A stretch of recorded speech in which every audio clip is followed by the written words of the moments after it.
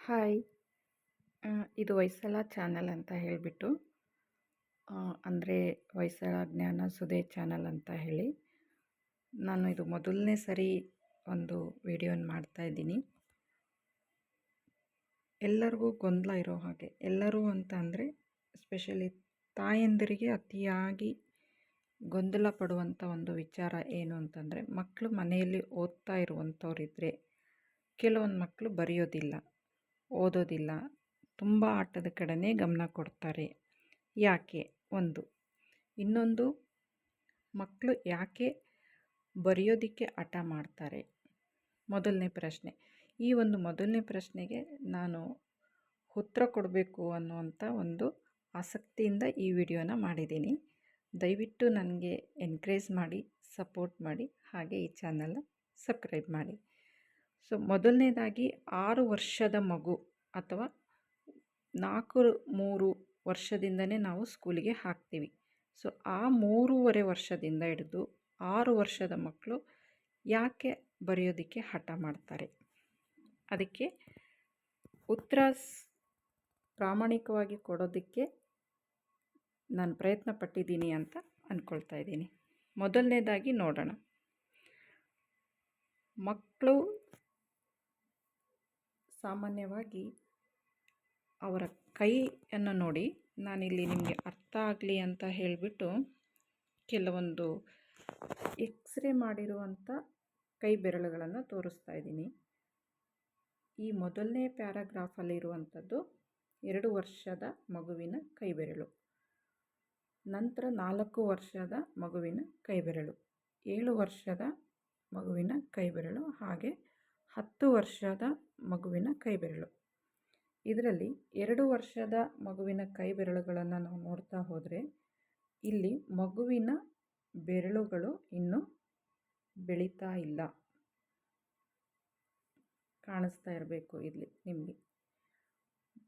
ಅವು ಇನ್ನು ಆ ಮಗುವಿನ ಕೈ ಬೆರಳುಗಳ ಎಲುಬುಗಳು ಏನಾಗ್ತಿದ್ದಾವೆ ಅಂತಂದರೆ ಬೆಳೀತಾ ಇದ್ದಾವೆ. ಅಪೂರ್ಣವಾಗಿದೆ. ಈ ಭಾಗದಲ್ಲಿ ಈ ಭಾಗದಲ್ಲಿ ಈ ಭಾಗದಲ್ಲಿ ಈ ಭಾಗದಲ್ಲಿ ಬೆಳವಣಿಗೆ ಆಗಿಲ್ಲ. ಹಾಗೆ ಈ ಭಾಗದಲ್ಲಿ ರಿಸ್ಟ್ ಅಂತ ಏನು ಹೇಳ್ತೀವಲ್ಲ ಆ ಭಾಗದಲ್ಲಿ ನಿಮಗೆ ಸ್ಪಷ್ಟವಾಗಿ ಕಾಣ್ತಾ ಇದೆ ಅಂತ ಅಂದ್ಕೊಳ್ತಾ ಇದ್ದೀನಿ.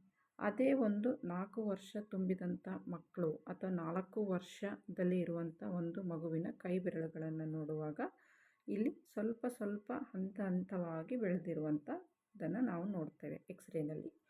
ಹಾಗೆ ಈ ರಿಸ್ಟ್ ಹತ್ರ ಕೂಡ ಈಗ ತಾನೇ ಎಲುಬುಗಳು ಬೆಳೀತಾ ಇರೋದನ್ನು ನಾವು ಕಾಣ್ಬೋದು. ಈಗ ಮಕ್ಕಳಿಗೆ 4 ವರ್ಷ ಆಯಿತು. 4 ವರ್ಷ, 5 ವರ್ಷ, 6 ವರ್ಷ, ಹಾಗೆ 7 ವರ್ಷದ ಮಗುನ ಕೈ ಬೆರಳುಗಳನ್ನು ನೋಡೋಣ.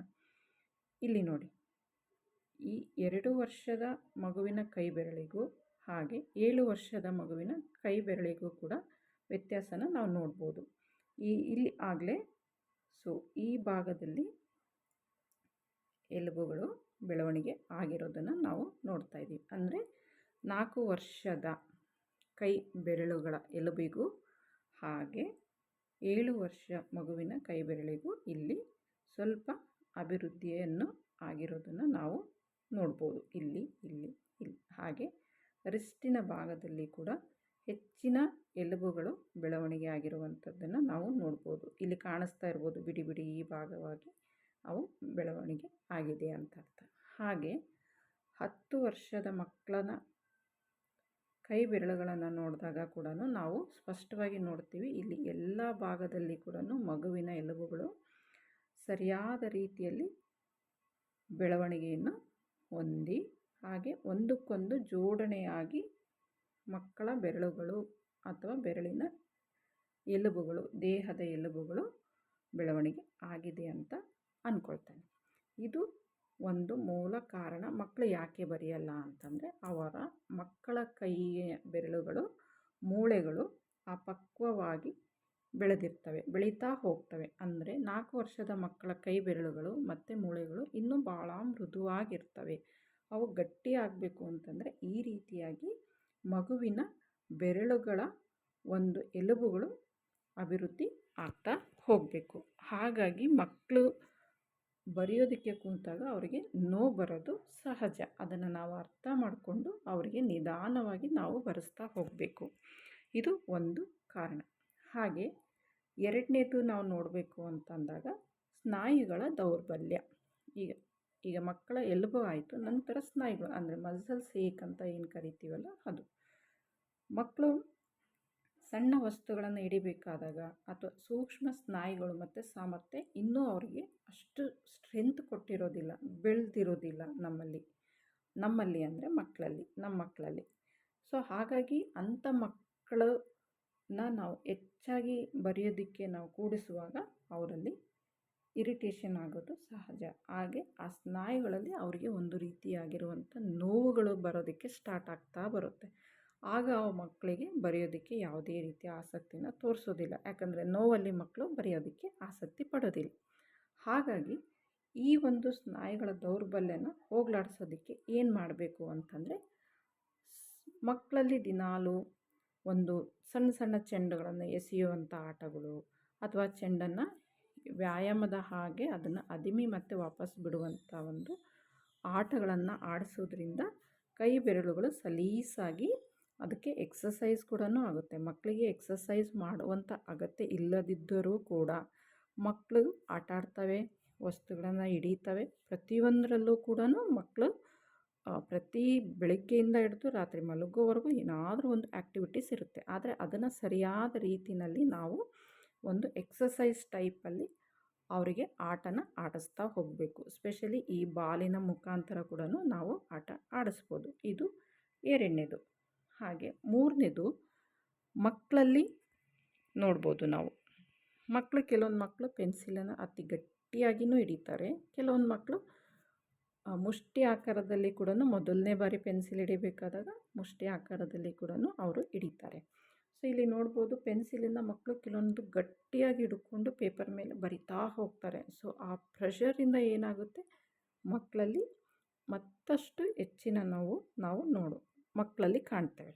ಸೊ ಆವಾಗ ಯಾವಾಗ ನೋವು ಸ್ಟಾರ್ಟ್ ಆಗುತ್ತೋ ಮಕ್ಕಳು ಬರೆಯೋದಕ್ಕೆ ಇಷ್ಟಪಡೋದಿಲ್ಲ. ಅಂಥ ಸಂದರ್ಭದಲ್ಲಿ ನಾವು ಅವರಿಗೆ ಈಸಿ ಆಗಲಿಕ್ಕೆ ಏನು ಮಾಡಬೇಕು, ಈಗ ಎಷ್ಟೊಂದು ಮಕ್ಕಳಿಗೋಸ್ಕರನೇ ಬಂದಿರುವಂಥ ಪೆನ್ಸಿಲ್ಸ್ ಇರುತ್ತೆ, ಗ್ರಿಪ್ ಪೆನ್ಸಿಲ್ಸ್ ಅಂತ ಬರುತ್ತೆ, ಅಥವಾ ದಪ್ಪದಾಗಿರುವಂಥ ಪೆನ್ಸಿಲ್ಸನ್ನು ರೆಡಿ ಮಾಡಿರ್ತಾರೆ, ಅಥವಾ ಪೆನ್ನಿನ ಆಕಾರದಲ್ಲಿರುವಂಥ ಪೆನ್ಸಿಲ್ಸನ್ನು ರೆಡಿ ಮಾಡಿರ್ತಾರೆ.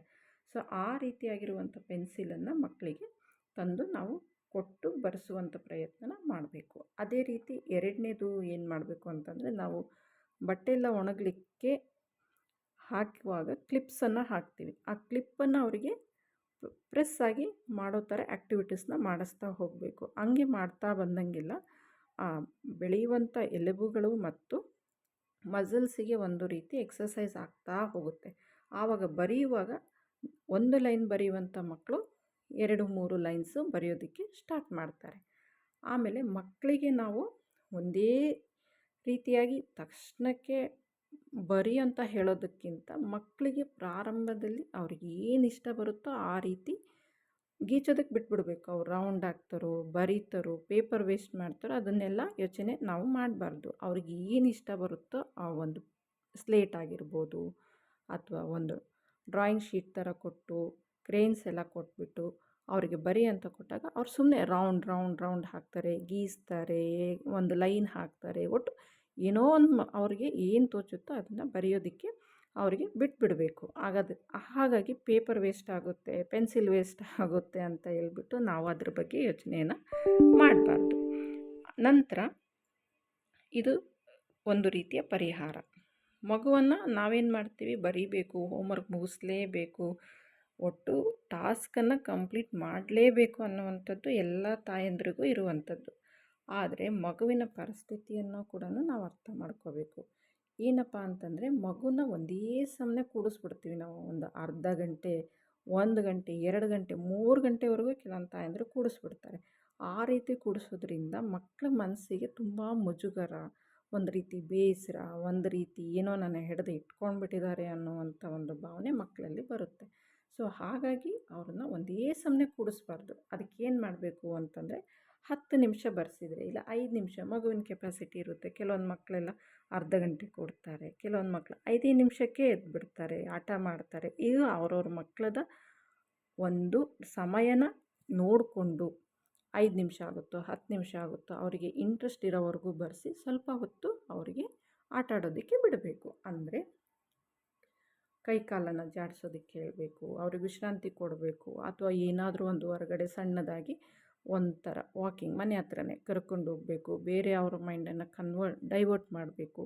ಡೈವರ್ಟ್ ಮಾಡಿ ಅದು ಗುಬ್ಬಚ್ಚಿ ತೋರಿಸ್ಬೇಕು ಅಥವಾ ಕಾಯಿನ ತೋರಿಸ್ಬೇಕು ಅಥವಾ ಏನೋ ಒಂದು ಎಲೆನ ತೋರಿಸೋ, ಏನೋ ಒಂದು ಟಾಪಿಕ್ ಆ ಮಗುಗೆ ಆ ಸಂದರ್ಭದಲ್ಲಿ ಏನು ಕ್ವಶನ್ ಓಡುತ್ತೋ ತಲೆಯಲ್ಲಿ ಆ ಕ್ವಶನ್ಗೆ ಆನ್ಸರ್ ಮಾಡಿಬಿಟ್ಟು ಮತ್ತೆ ವಾಪಸ್ಸು ಅವ್ರನ್ನ ಕರ್ಕೊಂಡು ಬಂದು ಬರೆಸುವಂಥ ಪ್ರಯತ್ನನ ಮಾಡಬೇಕು. ನಂತರ ಮಕ್ಕಳು ನಮ್ಮ ಹಾಗೆ ದೊಡ್ಡವರಾಗೆ ಕೂತ್ಕೊಂಡು ಸ್ಟಿಫಾಗಿ ಬರೆಯೋದಿಲ್ಲ. ಅವ್ರಿಗೆ ಹೆಂಗೆ ಇಷ್ಟ ಬರುತ್ತೋ ಹಂಗೆ ಬರಿತಾ ಹೋಗ್ತಾರೆ. ಕೆಲವೊಂದು ಮಕ್ಕಳು ನೆಲದ ಮೇಲೆ ಮಲ್ಕೊಂಡು ಉರುಳಾಡ್ಕೊಂಡು ಬರಿತಾ ಇರ್ತಾರೆ. ಕೆಲವೊಂದು ಮಕ್ಕಳಿಗೆಲ್ಲ ಚೇರ್ ಮೇಲೆ ಕೂತ್ಕೊಂಡು ಬರೆಸ್ತಾ ಇರ್ತಾರೆ ತಂದೆ ತಾಯಿ. ಅದರಲ್ಲೂ ಕೂಡ ಅವ್ರು ಸರಿಯಾಗಿ ಕೂತ್ಕೊಳ್ಳಲ್ಲ. ಒಂದು ರೀತಿ ಒರಳು ಕೂತ್ಕೊತಾರೆ, ಒಂದು ರೀತಿ ಬಾಗಿ ಕೂತ್ಕೊತಾರೆ. ಈ ರೀತಿಯಾಗಿ ಎಲ್ಲ ಅವ್ರು ಕೂತ್ಕೊಳ್ಳೋಂಥ ಪೋಸ್ಚರ್ಸ್ ಏನಿರುತ್ತೆ ಅದು ಸರಿಯಾದ ರೀತಿಯಲ್ಲಿ ಇರೋದಿಲ್ಲ. ಅವಾಗೇನಾಗುತ್ತೆ, ಮತ್ತು ಅವರಿಗೆ ಬೆನ್ನು ನೋವು ಸ್ಟಾರ್ಟ್ ಆಗುತ್ತೆ, ಕೈ ನೋವು ಸ್ಟಾರ್ಟ್ ಆಗುತ್ತೆ, ಬೆರಳು ನೋವು ಬರುತ್ತೆ. ಈ ರೀತಿದ್ದೆಲ್ಲ ಒಂದು ರೀತಿ ಕಂಪ್ಲೇಂಟ್ಸ್ ಎಲ್ಲ ಬರೋದಕ್ಕೆ ಸ್ಟಾರ್ಟ್ ಆಗುತ್ತೆ. ಹಾಗಾಗಿ ಮಕ್ಕಳಿಗೆ ನಾವು ಒಂದು ರೀತಿಯಾಗಿ ಅದಕ್ಕೂ ಒಂದು ರೀತಿ ಪರಿಹಾರ ಏನು ಅಂತಂದರೆ, ಒಂದು ಚೇರ್ ಅಥವಾ ಟೇಬಲ್ ಮೇಲೆ ನಾವು ಮಕ್ಕಳನ್ನು ಸರಿಯಾದ ರೀತಿ ಅಥವಾ ಭಂಗಿಯಲ್ಲಿ ಕೂಡಿಸ್ಬೇಕು. ಮತ್ತು ಎತ್ತರದ ಟೇಬಲ್ ಅಥವಾ ಕುರ್ಚಿ ಮೇಲೆ ಬೆನ್ನನ್ನು ನೆಟ್ಟಗೆ ಮಾಡಿ ಅವರಿಗೆ ಬರೆಯೋದಕ್ಕೆ ಒಂದು ರೀತಿಯ ಅವಕಾಶವನ್ನು ಮಾಡಿ ಕೊಡಬೇಕು. ಇಷ್ಟು ಮಗುವಿನ ಭಾವನೆಗಳನ್ನು ಅರ್ಥ ಮಾಡಿಕೊಂಡು ನಿಧಾನವಾಗಿ ಅವರನ್ನು ಬರೆಸೋದಕ್ಕೆ ಒಂದು ರೀತಿಯ ಪ್ರಯತ್ನವನ್ನು ಮಾಡಬೇಕು. ಸೊ ಇದು ನನ್ನ ಮೊದಲನೇ topic. So thank you very much ಮತ್ತು ಧನ್ಯವಾದಗಳು. ನಿಮಗೆ ಅರ್ಥ ಆಗಿದೆ ಅಂತ ಅಂದ್ಕೊಳ್ತೀನಿ. Thank you very much.